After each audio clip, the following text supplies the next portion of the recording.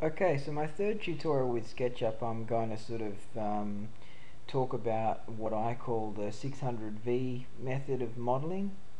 He was sort of the pioneer of this technique of making cars in particular, and adding quite attractive curves and things of that nature. So what I've gone and done is I'll assume that you've sort of become familiar with some of the general tools like squares and circles and rectangles and that kind of thing. What I've gone and done is I've gone to Google Images and I've downloaded a blueprint of a late 70s Celica. Now generally I just did an outline around that of the general shape. I didn't do it exactly.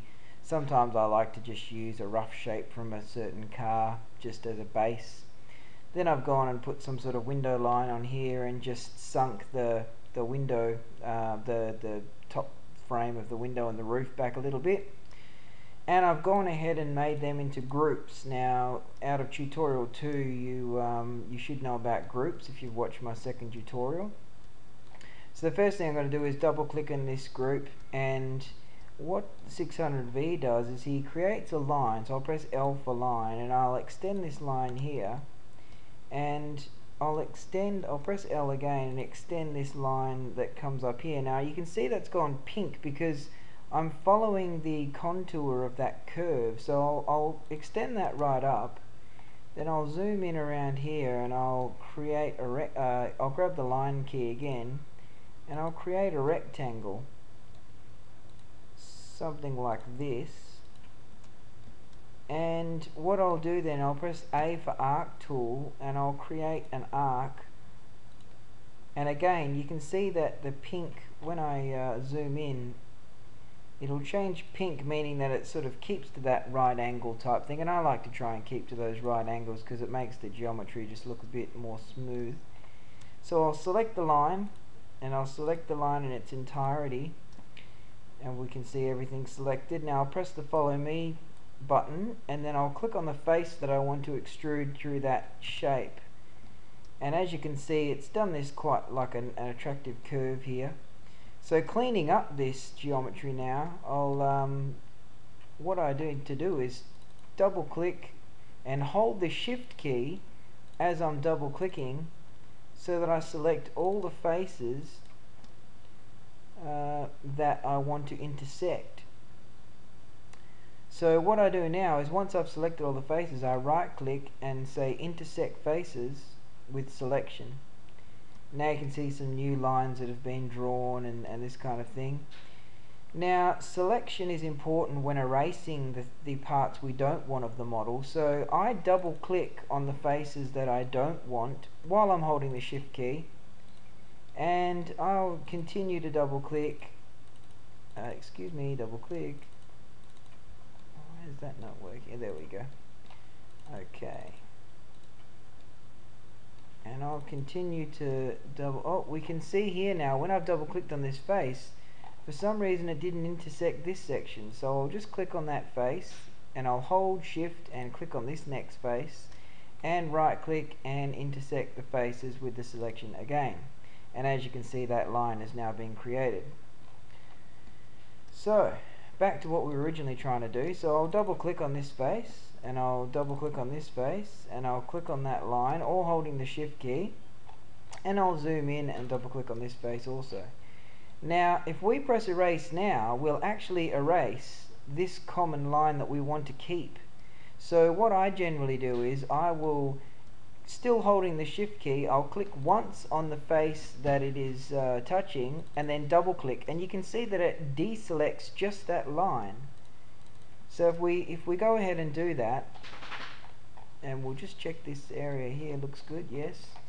And now if we scroll around and we right click and press erase, we'll see that all of that geometry has been nicely erased that we didn't want.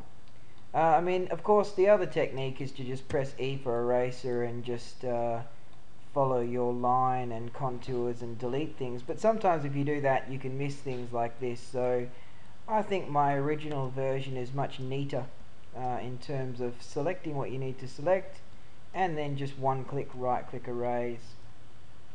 So So as you can see, that corner looks quite nice, and we'll go ahead and do exactly the same thing to these sort of areas, and I'll go a little bit quicker just to speed things up.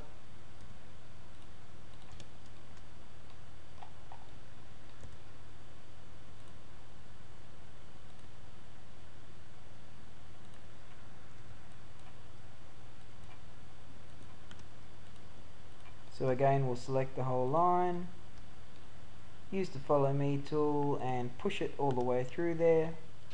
Double click, double click, double click while holding shift. Select all the things that we want to intersect with, right click, intersect faces with selection, and begin our cleanup again. And as you can see, I'm just sort of rushing through here using the erase tool. Of course, you can select like this and right click erase. However, you're still left with those two lines that you need to clean up. So anyway, there's many different ways to skin a cat.